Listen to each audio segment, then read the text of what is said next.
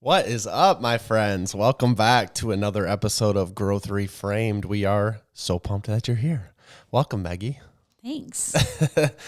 Today, we're going to get into it, and we're going to talk about the greatest threat to your relationship. And it sounds as dark and ominous as it is, but we want to get into what the biggest threat singularly is for your relationship. And I feel like in a way, it's really obvious, and in another way, it's really obvious to kind of forget and not think about it anymore. But before we get into that, I just want to lead us off with my devotional this week. It came up, and I shared it with you, Meg, and I want to share it with the audience because I feel like it's really impactful, and it kind of leads into our point. So with your blessing, I will share my devotional. This is from the Radical Wisdom. It's by Reggie Campbell, but let me find my page here. So it's called Bait and Switch. It says, everyone who gets married gets surprised. There are things you find out after the wedding that you didn't know beforehand. It's not intentional. It's nobody's fault. It just happens. Infatuation is partly to blame. The idea the person gets so jacked up by emotion and hormones that you can't see the actual person objectively. Here's the thing, and this is my favorite. Here's the thing. Love isn't a hole you fall into. It's a choice you make. Mature love is fueled by commitment, tenacity, and determination more than passion, romance, and flowers. It doesn't feel good a lot of the time, but it is good and good for us. Marriage isn't about falling in love once and staying in love with the same woman all of your life. It's choosing to love her as she is in each stage of her life, adapting your love to the woman she has become and is becoming. A husband's love must mature as he and his wife mature. As Paul says in 1 Corinthians 13:11, when I was a child, I talked like a child. I thought like a child. I reasoned like a child. When I became a man, I put the ways of childhood behind me. He said, I could paraphrase it to say that when I was a newlywed, I talked like a newlywed. I thought like a newlywed. I reasoned like a newlywed. When I matured, I put the ways of a newlywed behind me. Translated, I grew up, accepted her exactly as she is, and started to love her that way with rock solid, committed love, selfless kind of love that never gives up or goes away, the same kind of love Jesus has for us. And it gives you the question, have you matured in your love for your wife? So I don't know about all of you out there, but that kind of hit me pretty hard because I thought, and I had to question like whether I am living that mature kind of love. And if I'm being honest, not to toot my own horn, but I feel like I am. But I didn't get there by accident. I actually got there through a lot of trials, tribulations, a lot of relationship issues that we had. And I feel like in the world, relationships are often fantasized in all popular culture and media. And we don't really get to the root of the fact that it's not something you fall in love with. It's a choice you make. So with that, I hand it over to you, Maggie. Well, I mean, obviously, it's kind of like a weird transition for me because I'm thinking so much of your devotional right now that I'm just like, do I even say what we're talking about or do I keep talking about the devotional? But I'm going to just hop right into the episode, I think. So the one thing that we believe is really, really a struggle for many relationships and is a relationship killer in many cases is complacency. Like the idea that once that infatuation wears off, once that new love feeling wears down, once you're 6 months, 1 year, 2 years into the relationship, that it starts to feel like, I'm falling out of love, that's not really the truth. You're not really falling out of love. It just becomes less about infatuation and more about the hard work that you have to put in to maintain a relationship. And that's not just true in romantic relationships, but today that's what we're talking about. And I think for me, it's been a wake-up call many times for us because we get to these points in our relationship where we kind of feel like, like just not necessarily bored, but just kind of like, what else is there? And it kind of leads us back to a point in our relationship where we have to kind of revamp a little bit. We have to make some adjustments and we can't just sit and continue down that path or eventually it will lead to a destruction of our marriage. And so it's not that you'll always be in this greatest like adventure part of your marriage or your relationship, but that you do have to be at least aware of this idea in order to combat it when it does occur. Yeah, and complacency is really just accepting the status quo, like accepting that this is how things are, accepting that this is just the way things have always been, so this is the way it'll be. I mean, that's the idea of complacency in general. And so when you look at it in your relationship, I think what the devotional touched on in life, when you first start dating someone, we all know that infatuation level. We all know the initial attraction, usually physical, but like sometimes like they have a great personality or like, they're humorous or whatever it is. It's, that feeling, like when you first fell in love. I know the feeling we had when we first fell in love. I know that feeling you like to have, but I feel like we expect that feeling to happen all the time because, in the fairy tale movies, that's how it is. They lived happily ever after. But then we discount the fact of what it takes to actually stay in love. It is a choice you make. It is a commitment that you make.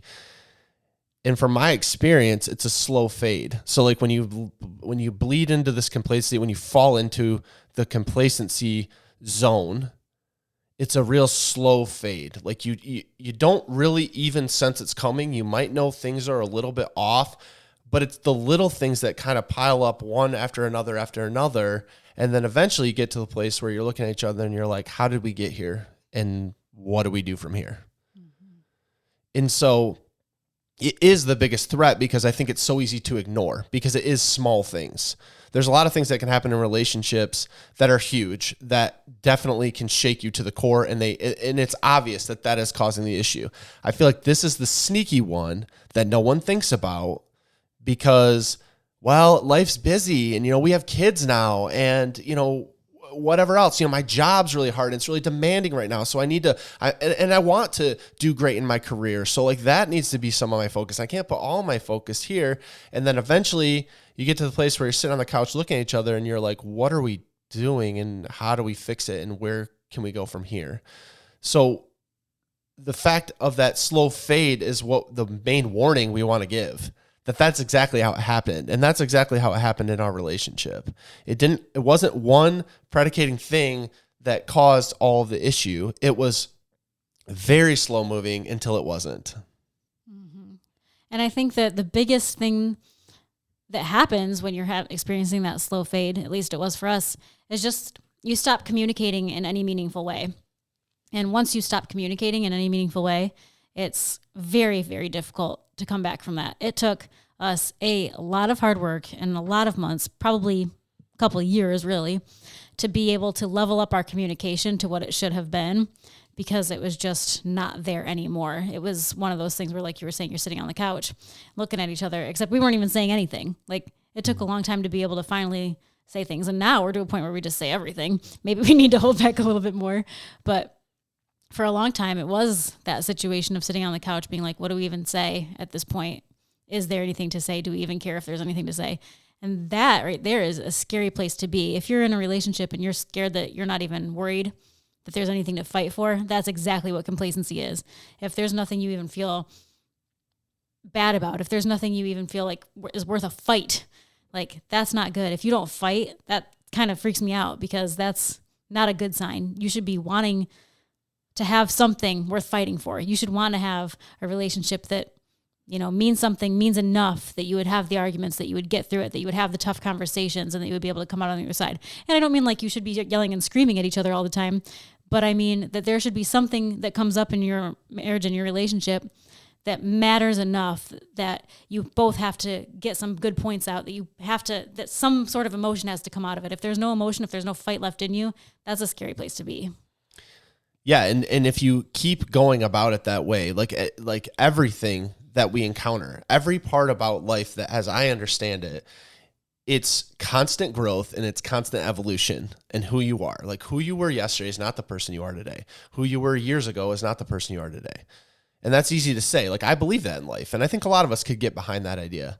But then you get to a place like me and you, Meg, we've been together for 20 years. So then like, okay, that's fine for like each year and each moment, but then it gets really difficult because it's like, how do we grow and how do we evolve and and we're individuals, by the way. So in the midst of trying to evolve and grow as a couple, we're also trying to figure out what this whole life is about.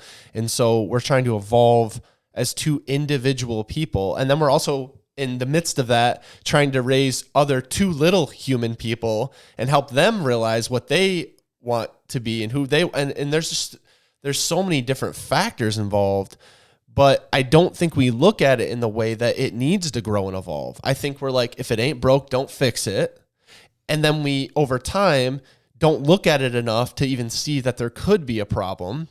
And I'm not trying to pull at a thread that's not there. And I feel like we do that definitely in relationships because we want that excitement. We want those butterflies again. But if you look at it in a way of saying we need growth in our relationship, well, what have you done recently to grow your relationship? Most of you probably can't answer that with any real answer because you've just been surviving. You're not trying to really rejuvenate your relationship and grow in your relationship and evolve. You're just living. Because you don't want to poke at that bear because you got enough other problems out there. You don't want to have that. But what I'm telling you is you're going to get to the place, or you have the potential, I should say, to get to the place where you are there and you can't do anything to repair it, or it's way harder to repair it after the fact. Yeah. And it's not that it's impossible, as you were just saying. It's totally possible, but it does get harder. But if you're in a place where it's not yet dangerous level, like it's not to the point of just that tragedy in your life, then there are definitely things that you can start doing right now that will help you prevent getting to that place. So if you feel like it could be a danger to you, but probably isn't right there right now, then I would say just concentrate especially on your communication. Like don't let that fall off, because when your communication falls off, that becomes a very, very bad place to be. If you're talking about the weather and you're married for 5 years, you should be having deeper conversations than the weather when you're 5 years into your marriage, when you're 5 months into your relationship, when you're whatever you are. Like the weather is for strangers, not the two of you. If you're afraid of broaching difficult topics with your spouse, with your partner, that's an issue. You should not be afraid. You should be able to come to them. And when that stops happening, that's a scary place to be. So have a conversation. Force yourselves right now to once a week have a conversation about anything that's important. It doesn't have to be a bad thing that's happening, just something that's not like, how was your day? Or, how are the kids doing in school, or whatever the thing is, because those are just dangerous, like non-question questions. Get to the root of something, whether that's your hopes and aspirations, whether that is an issue in your relationship. No matter what that conversation is, get deeper than the surface level, because that's what makes you grow together. That's what makes you have that bond, have that experience together, and really connect on a deeper level. And that's what you need to stay out of complacency, is that connection, that bond that will take you to the next year, the next 5 years, the next 10 years, the next 20 years of your relationship. Yeah, I mean, it's funny as you're saying that, because I'm like, what you really need to have is you need to have a level of care and curiosity about your partner. Like, so you actually have to want that. And the reason I'm laughing about it is me and you literally do everything together. We do this podcast together. We work together in our 9 to 5. We're raising kids together. We're essentially always together. We're like those sickening people that you're like, well, how could you possibly do that? That's us. And so I only say that to say, if we can find a way to find levels of curiosity and care and have these discussions with each other, you and your partner can do the same. But you have to be open to it, and you have to be vulnerable and willing to say, hey, I need this. And I think there's something dirty about that to most people. Like, they're like, well, I can't say that because I don't want to be needy. I don't want to be this. I don't want to be that. This is the person you're spending your life with. They deserve to know, and you deserve to tell them what you need and want, and be vulnerable for the fact if there's a lack there that you feel. Because if you're feeling that now, how are you going to feel a year from now, or 10 years from now, or God willing, I mean, like 20 years from now? Like, how is that going to go? And is that the life that you want?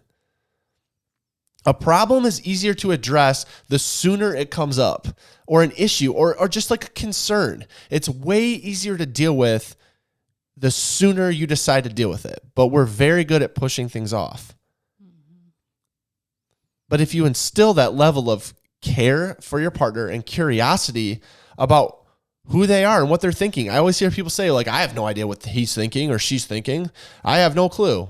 Well, have you asked? Well, no, because I know they'll say, you don't know. You haven't asked. You got to have it. You can't just assume how they're feeling. And even if you think everything's great, like you said, Meg, are you assuming everything's great, or have you actually had conversation with your partner where you both reaffirmed that it feels great? Or is there ways that you could improve? Right. Hey, side note, happy 20th dating anniversary. Oh, thank you. A couple days ago. Thank you. 03, baby. Crazy. And okay, so another thing is, if you think you might be struggling or on the path to complacency, I would definitely say make it a priority to, at some point soon, try something new together or something old together that you haven't done in a really long time. But go out and seek experiences together that are out of the ordinary, like not going grocery shopping, or, like something that's fun, something that excites Watching you. Netflix together. Yeah, don't do that. I mean, do that, but do something else fun, actually. Yeah. Or like maybe find a new show. I mean, I'm sorry, I didn't mean to interrupt. No, It's like, or maybe find something new that you can watch together. I know a lot of people that just don't watch anything together. They're literally sitting in 2 separate rooms watching their own Netflix series. Like, that's not healthy. Yeah, I mean, do that, but then also find something exciting to do. It's not like you can't watch Netflix separately. But, I mean, if you want to have something to talk about, if you want your relationship to feel sparks again, if you want to have your relationship feel less status quo and more like I'm doing something actively, I'm actively pursuing my partner, then seeking out those new experiences, doing something out of the ordinary together, traveling together, going to a place an hour away together even. You don't have to travel to Europe to make this matter. I mean, you can take a drive somewhere and that's still totally cool. But those experiences matter because those experiences are something that you guys are doing together to build a bond. It's opening you up for more conversations. It's opening up for you to have a shared experience together that feels like an event that can lead to something more, that can lead to, hey, we really liked that. What if we did this next time? And then all of a sudden you've got all these plans together and things to look forward to together.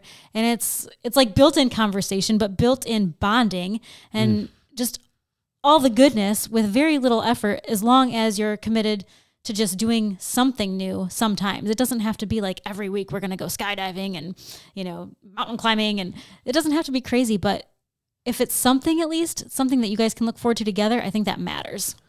Right. And it's some level of spontaneity in your relationship. Like if you have tacos every Tuesday, maybe switch it up, maybe go out to eat, maybe just do something completely different. Maybe have a little picnic on your back porch. I don't know, but it's simple. One of the things that I love that we do, and I'll admittedly say we don't do enough, but I think it can really help with this idea of complacency, is expressing gratitude and appreciation for your partner. Like, hey, you did this and it was really helpful for me, or you did this and I'm really proud of you for doing that. Or like just the other night, and I forgive me, I can't remember what it was, but there was, I know what it was. So there was like our kids, when they get into summer, they never read and they never do all the things. Like we always have, it's like pulling teeth to try to get them to do anything. So when they get back from summer, we always joke like they're not going to know how to spell their name or anything. Meg made this whole chart, and she had this whole idea of like making a chart and having a reward system for them if they did these things, and they're super motivated and they love it. And so I lifted Meg up and I said, I really appreciate that you did that. That's really cool. And it really worked out well. And again, maybe Meg doesn't even remember me saying this, but it's like those types of things for me go a really long way. Like if you're like, man, you not just on, Father's Day, or not just on, my birthday or, an anniversary, do you have to show appreciation?